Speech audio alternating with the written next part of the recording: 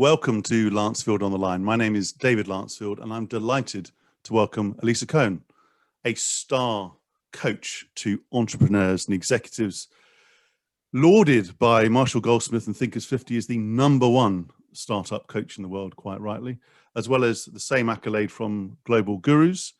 You are an author, we'll come on to that, a keynote speaker, a teacher, guest lecturer at Cornell and Harvard, amongst other places, a recovering CPA. I didn't realize you could recover. A Broadway investor, a freestyle rapper, and we're definitely coming on to that later, and a kettlebella extraordinaire. You are a force of nature, which, by the way, is a compliment. You are the author, as I said, of a new book, From Startup to Grown Up, Grow Your Leadership to Grow Your Business, out in October 21. Congratulations. That'll be fantastic. I am inspired and a little bit exhausted already, but we're going to have a lot of fun. So welcome to the show, Alisa. David, thank you so much. What a pleasure to be here with you. And thank you for that very warm introduction. I appreciate it. Fantastic. So of course, we're going to talk about the book. I want to talk about coaching. I want to talk about entrepreneurs, maybe a little bit about you as well. So let's start talking about the premise behind the book, in terms of the shifts, moving from sort of startup to scale up, and particularly from a leadership angle. What is the, if you like, biggest shift, if you had to generalize across all your studies, that you have to make from being early stage to medium to late stage, from entrepreneur to world-class CEO, I think you talk about? Yeah, that's right. So if I had to sum it up in one way, and there's a lot to it, but if I sum it up in one way, you have to grow from founder to CEO, from somebody who is focused on building a product to somebody who's focused on building a business. What that requires is a lot of self-awareness, a lot of quick, rapid growth, and an understanding of how to manage a team, choreograph a team, be the conductor of a team to get you where you want to go. That, in a nutshell, is what it takes. How big a shift is that in terms of mindset and skill set and practice generally? It's a massive shift generally, because what you have is you have founders who are often they're tinkerers, right? And so they sort of figured a whole bunch of stuff out. They might be technical people, might be salespeople, product people. They come from a certain domain. And the thing about entrepreneurs is that when you're an entrepreneur, the entry level job is being the boss, the leader, right? The president, the CEO of the whole thing. And that is pretty daunting for people who haven't managed a lot of people in the past. Even if they have managed a lot of people in the past, they haven't been sort of the owner, the one where like everything really falls onto them in the high stress environment of a startup, which turns into a hyper growth startup and scale up, which turns into a massive company. Yeah, there's a lot there. Let's unpack that a little bit. I mean, aside from working with you and reading the book, which is obvious, right? If they can and want to, what happens to make that shift? Is it sort of, apart from getting external support, and obviously that's part of it, is it a sort of a moment of realization, sort of wisdom? Is it a problem that sort of typically comes up? What triggers that shift that you talk about? And that's a pretty fundamental shift. What triggers it, do you think? Yeah, well, I think what triggers it is for everybody. At some point, they just realize what got me here won't get me there.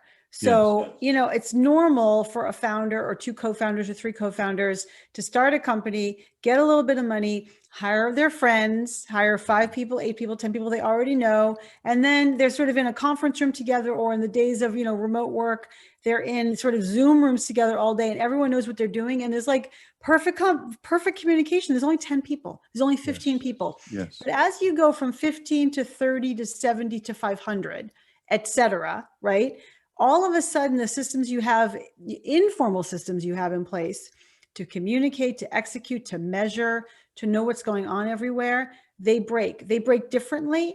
And then when you put them back together again, in sort of a way that helps you take into account the new size of the company, they break again.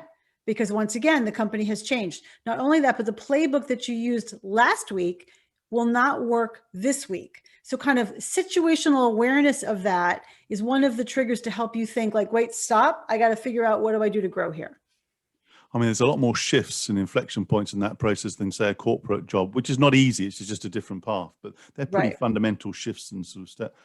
Right. I mean, does that role have to be all consuming? I mean, you always hear about people who sort of, eat, sleep, everything about entrepreneurship. and which makes you wonder how they make smart decisions. But does it have to be all consuming? Does it typically be all consuming? I talked to the founder and CEO of Hi Bob. He's a 3-time entrepreneur. His name is Ronnie. And he said to me, I have 4 children. And so my startup is my 5th child. So Right. most founders do kind of think of their startup as their baby, right? So it does become kind of all consuming. Every once in a while you hear about a founder, let's say early stage founder, not like a sort of 15-year in founder, but like an early stage founder who says, I really care about work-life balance. It's important to me that we design this company so people only working, a certain amount of time, and that they have like work-life balance. But I would just say that in general, the founders I tend to know and work with, even if they're comfortable with their employees, like having a slightly easier life, they're pretty consumed. And, you can understand why. And there's also, just to say about a startup, and this is unlike a large corporate experience, you never really know if you're winning in a startup. Yes. It's like you start. Yeah. You start, and then you kind of have a sense of what's going to happen when you end. But all the way through in the middle, you have ups and downs and ups and downs. And you have so many crises that should and might break the company, and they don't, but still they might, right? So which ones to focus on and which ones are markers of your impending demise, that is difficult and psychologically very difficult for people. And that's incredible resilience beyond just resilient physical resilience. That's incredible resilient mental resilience, emotional resilience, and so forth. Definitely. I mean, beyond resilience, if you had to look at the traits of the most successful entrepreneurs that made all those shifts that you described, how would you, in a few words, how would you describe them? Well, resilience is big, right? Resilience, grit, and persistence, all those, that cluster of activity of characteristics. I would also say ability to learn and integrate rapidly, and the ability to really understand what's needed for this situation. So all the stakeholders you work with as a founder, as a CEO, it's like the customers, the vendors, your employees, the executives, they change. Your ability to go sort of from constituency to constituency and slightly change your behavior to deal with that constituent. Right. Okay. What other magic in your book? I haven't read it yet. I haven't got an early copy. Hint, hint. No, I'm joking. But what other magic that should people, because it's an area that's been studied a lot. Yeah. Right? You will have your own take and it'll be brilliant. But what other magic, sort of magic dust would you share from the book you think is particularly compelling? Well, I think some of those, so my book is divided into 3 sections: managing you, managing them, your employees, and managing the business. So if you think about that, you have to integrate all those aspects at once. So from the point of view of managing you, you've got to realize that you're in this for the long haul. A lot of the founders I know and I've worked with, they could work themselves to death. They don't eat, they don't sleep. They just, they just sort of focus on, like to your point about all consuming startup. They have to pace themselves for the combination. People call it a roller coaster. People call it a marathon. People call it several sprints. It's all of those. It's all of those. It's both a roller coaster and also a marathon. And the marathon's made up of multiple sprints. So you've got to pace yourself. You got to get enough sleep. You have to eat right. You have to protect the asset, which is you. Yes. When it comes to managing them, I would say the most underused tool of founders is positive feedback. So founders are enormously self-driven and self-determined and self-motivated. They don't always need feedback from others. But what they have to realize is the people they're hiring, just like they don't know exactly, like, is it going well? Are we doing it right? Their employees are much further away from that control. Yes. So a founder has to both help people understand the progress we've made, really merchandise that product, that progress, really sort of showcase, hey, look at all the progress we're making, and give people reinforcement, positive reinforcement, to give them motivation, determination, and even just like a good mood to keep on fighting when fighting is hard. Yeah. And people don't, I think that founders really don't take that into account. What, if any, shifts have you seen in, if you like, the practices of founders? I mean, you're clearly still very young, but you've been doing this for a short while, not a long while. I'm trying to be polite here, but what shifts have you seen, say over the last 5 years, or less, in terms of, styles? Because, leadership practices, the entrepreneurial community, they go through certain fads, fashions, and so forth. What shifts have you seen in that space that you'd call out? Well, one thing I would say, I mean, I don't work on sort of the strategy of building the startup or the business. I work on leadership and I Sure. work on interpersonal skills. Mm. So what I have seen in terms of trends over the past 5 years is a much more attuned focus on founder mental health. So Mm. entrepreneurs are 30% more likely to experience depression and anxiety as compared to their counterparts. So what does that mean? Yeah. You've got people who have a propensity to some sort of anxiety and depression, which is then exacerbated by being in the intense pressure cooker, Yeah. which is a startup, right? A Yeah. startup is like an extreme workplace. And so if you take those two things together, what you have is, some mental health issues that I think that are coming more to light in the entrepreneur community. And there's more open discussion of them, and obviously certain role Exactly. models have actually made it easier to talk about it in an open setting rather than just always in a crisis, if you like, which is often. Definitely. Yeah, I know you definitely. also work with corporate executives in your portfolio. Yeah. Um, if an executive came to you and said, you know what, I need to freshen myself up in whatever guise and context, tell me what I can learn from the entrepreneurs in the corporate world. I don't want to become a startup entrepreneur. Right. What sort of lessons could they take from your experience and the Um, entrepreneur's experience? Yeah. So when I work with my corporate executives of large companies, I help them take on an entrepreneurial mindset. Mm. So that includes a number of things, but one of the things it includes is agility, the idea to be able to pivot, to do small experiments, to Yes. run things and see how they play out in a quicker and more agile way rather than having a whole corporate process that gets spun up and committees and subcommittees and that kind of stuff. Mm. So agility. The second is risk tolerance, the ability to take a risk knowing, listen, what's the worst that's going to happen that comes out of this risk? If the answer is we're going to get sued and die, maybe don't do it. But if the answer is we're going to be uncomfortable, or we might not, might not be able to succeed in this business we're building,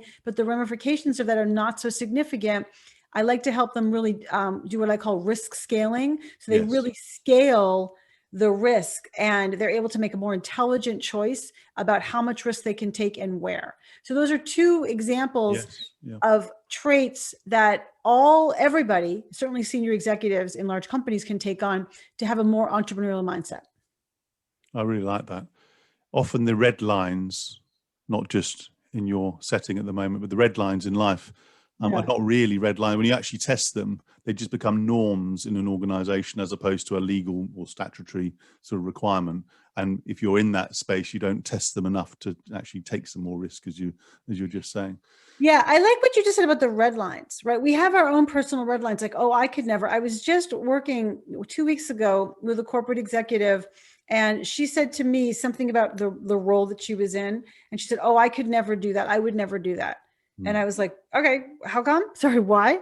And it was really about approaching a situation or one of her peer executives in a new kind of way. And then Yeah. she gave me all these reasons why she would never do that, as in it would be embarrassing, or if it didn't work, that kind of thing. And if you think about it, gosh, there's like no risk there. There's a little bit of ego risk, but you're going to be fine either way. But then to your point, if you start doing something a little differently, be a little more vulnerable, be a little more open, a little more transparent, for example, Yes. and then everybody else in the organization takes that on, it becomes a new norm that you're able to start. So I just think that that's very interesting. You said the red line, like, what am I not willing to cross? And Yes. then why? And examining yourself in that way, I think, is very helpful.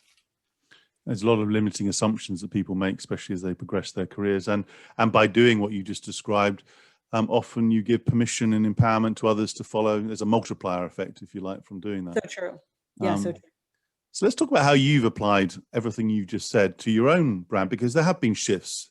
I mean, I've studied you, I've done my homework, and clearly you've, elevated your own brand, your own practice, taking on, I guess, more speaking engagements. You're doing more, bigger things from the coaching you were doing, you're still doing, and teaching people like, me, as I'm making my transition from corporate or consultancy life into this new space. And I'm very grateful for your wisdom.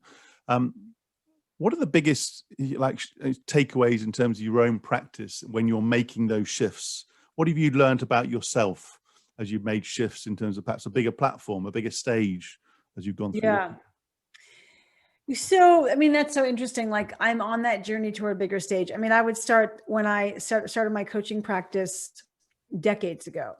And the truth is that at first I had a lot of chatter in my head about like, oh, I shouldn't do that. Oh, it's so embarrassing. You Mm. know, like we have talked about in that class that I teach, this idea that like, what are they going to say? What are they going to say when they find out I'm a coach? Like, Yeah. oh, what is she doing now? You know, so getting that negative chatter out of my head early on was a push. Mm. As I have gotten more sort of well known, the truth is there are still those negative voices in my head, or the criticism or the critical or the questioning voices. And I'm more able now, I've practiced quite a bit of helping really recognizing I've got some negative chatter in my head. Yes. Wonder what that is, checking it out, unpacking it, making it conscious. A lot of, a lot of coaching and certainly a lot of what I do with my clients and with myself is to surface what is concealed. Sort of, Yes. I think I like sort that. of picture, I like metaphorically put it all on the table. Like on the one hand, this voice is saying this. Oh, a different voice is saying this. Oh, that's interesting. Here's something else. And when you unpack it in that way for yourself or with a coach, first of all, it just diminishes some of the chatter. Yes. You can see it for what it is and look at it with compassion and with curiosity. And then you can literally like physically set it aside so you Yes. can move forward. Like I know that when I was named the number one global guru for startups just a few months ago, actually my VA sent me a text. He said, how come you didn't tell me? I was like, tell you what, he was sort of told me I was named the number one global guru for startups, which was a big deal for me. And immediately I thought, oh, what are people going to say? Like that? Like, am I worthy of this, award? And I say that really openly to you and to everybody, Mm. because I think it's really important for us to see what are the unseen elements that stand in your way that Yes. keep you small and that prevent you from taking steps into your greatness. And I think Yeah, we that's a all beautiful need to way of look putting it.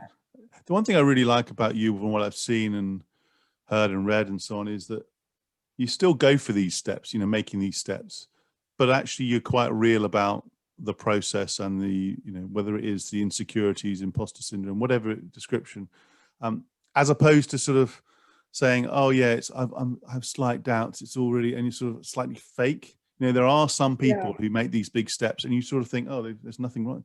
And actually the reality is, we all have these questions, issues, challenges, assumptions, but the cathartic process you just talk through, and then actually going through a structured process of challenging whether it's a real thing, an assumption, a belief, I think is very refreshing, very refreshing. So Thank you. I know you placed some bets along the way. Mm-hmm. I know early in your career you spent some time with Marshall Goldsmith, who still is a mentor to you. So there were things you did consciously, but how Yeah. strategic have you been in your career, i.e. making specific choices as opposed to allowing for serendipity?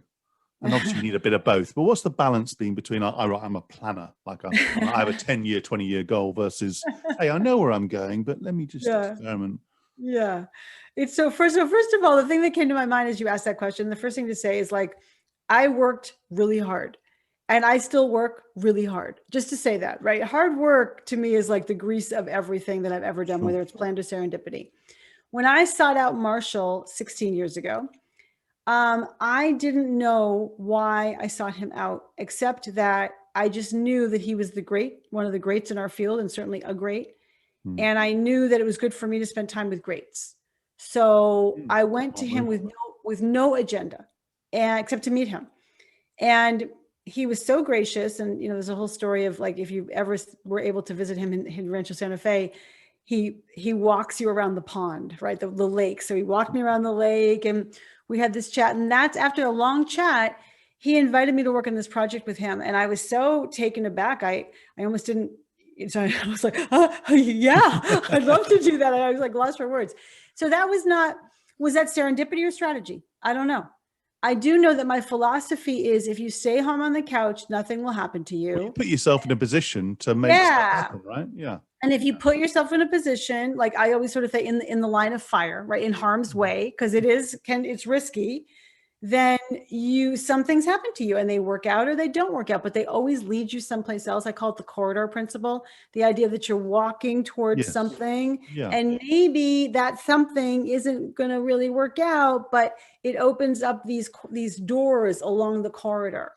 And also, I think somewhere. if you're marching on, you have some momentum and you have a Yeah. positivity around you. My sense is that people get attracted to you, you know, and so you can determine certain things, but actually if you're moving, people want to move with you and, you know, riff, if you like, to use a musical term. Just being specific then, I mean, as a coach, what is your biggest strength? My biggest strength? My goodness. Okay. 2 strengths. I'll give you that too. I'll give you that. Yeah. I have a lot of positive energy, and I have a lot of, that didn't go well. That's okay. What did we learn? And you know what? Shake it off. It's going to be okay. And also, you can do it. And like, awesome, you did it. So I bring a lot of that, and people, it's easy to be discouraged. And so I think people really appreciate that. That's genuine, though. I sense that is I know it's genuine, because not everyone, there's a little bit of fake, you know, positivity, but I can sense it's genuine with you. So that's fantastic. For me, yeah, thank you. For me, it really is. It's really genuine. Yeah. I really see it that way. The second is harder to articulate, but it's something like this. I really have the ability to pinpoint quickly in a nuanced way what's actually going on, including the set of contradictory emotions that someone might be feeling or experiencing, the set of conflicting priorities inside that person or inside of this situation, the sort of the nuanced way we try something but don't really go for it. And so understand like and I pointing out and helping unpack what's really holding you back. Yeah. So it's sort of what I sort of think of nuanced insight that I think integrative thinking with a bit of systems thinking as well, which I might add as a description. Yeah, that probably is true. So that's fantastic. And I can see that and sense that. What's on your development plan? And I mean development in terms of skill and capability, not just opportunities. I'm particularly interested in what do you want to learn? Yeah. So something you said earlier about, has this all been strategy or serendipity? My development, I'm very much a go-getter, super proactive.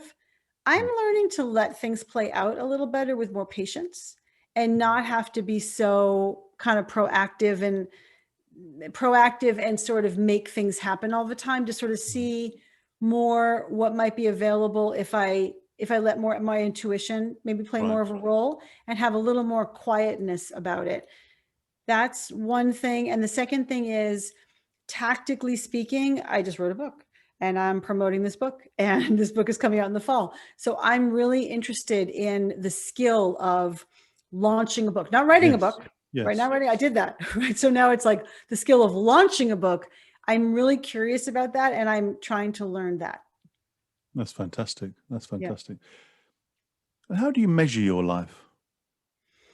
I thought you told me no trick questions. Is there a trick? No.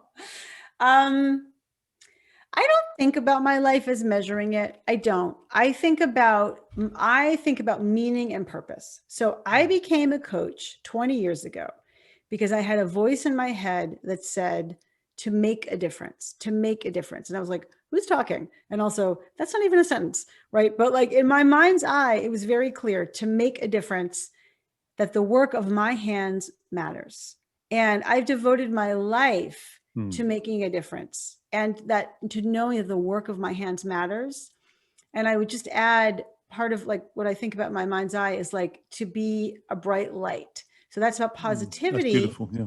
Thank you. That's about positivity, but it's also about telling the truth, right? So to shine a light in a situation so you can see it for what it is. You'll call it out if something's not resonating with you. You'll call it out, and I love that's a better way to frame it. Than I didn't mean measure in terms of KPI. I just put your sort of your impact, as it were. So I think that's very refreshing.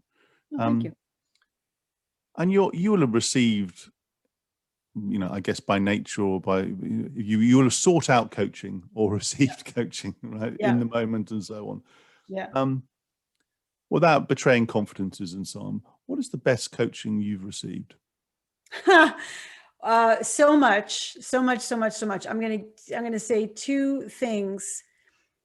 one from the great Marshall Goldsmith, who has given me much, much, much wisdom over the years. But he would say, quote unquote, build your brand. And what he means is don't make yourself a secret. What he means is don't be afraid of going out there and showcasing your accomplishments and what you're doing. He says, because you can have more impact that way. Not because like, oh, you're so great. Although, you know, he's got a little showmanship to him. But he's like, you can have more impact and influence. People kind of know who you are and you're sort of a trusted, known resource. Yes. So that's one piece. Yes. The second piece is from my really dear friend and peer coach, Prakash, who recently, he and I had a conversation, and his coaching to me was focus on contribution. Because I can get gummed up in the mechanics, like, oh, I should be doing it this way or this way or this way. Am I doing it right? You know, because I want to do it right. And I have a lot of pride in my craft. And he helps me come back to purpose, right? So to make a difference is my purpose. And he helps me, he's been really helped me focus on the notion of what's the contribution here. And that is both calming and also like can really open me up to be my best, so I can be my best for my clients. That's very powerful, because the ability to pivot or shift style in different forms in a coaching relationship, in any relationship, is very powerful. There are some people who are sort of full on all the time, or so facilitative and laid back. You sort of think, but come on, I don't want you necessarily to tell me what to do. But actually, I personally think, and actually indeed know, there's been a shift during the pandemic where people want a bit more of the direction. Yes. What do you think? Right? Totally. More action focus, right? That's so true. Yeah. Very true. I mean, if you talked about craft there as well. And if you were starting afresh, if you were mentoring and or coaching a new coach, and you sort of said, here are the frontiers of coaching practice and craft. Yeah. What sort of things or aspects or skills would you call out? Well, I'm not sure. I mean, I'm not sure if they're like the frontier, but I do know that what's powerful as a coach is the notion of our signature presence, and the notion that what I'm experiencing with you, my client, right now is what other people experience with you too. And with my clients, with everybody, right? So my clients, I'm thinking of one CEO in particular, he only knows what the experience is like to be him. He doesn't know what it's like to be next to him. He can never know. That's a tragedy for all of us of being human, right? So what I see more and more is that in part, my job is to give the feedback and information that I experience about being with him and all my clients, because it's just really powerful. It's in the moment. And I think it's part of the special relationship you can have with your clients. So I would encourage because young coaches, they don't know that. It's like, I'm not so confident in doing that. That is very powerful for people. Yeah. And it's either in the moment, and that lens on somebody, I think is particularly powerful. And you can, whatever the feedback is and the observation is, you just sort of share it as a gift, if you like. Exactly. So you are a fantastic person. You're clearly very generous. You're at the master, you're mastering brilliant things, and you're doing more and more. I hope you're kind to yourself along the way and sustain yourself along the way. I love this conversation. Where can people find out more about you and the book? If they don't know you already, which is shocking, but how do they find out more about you? They should know me immediately. They should go to alisacohn.com, ALISACOHN.com.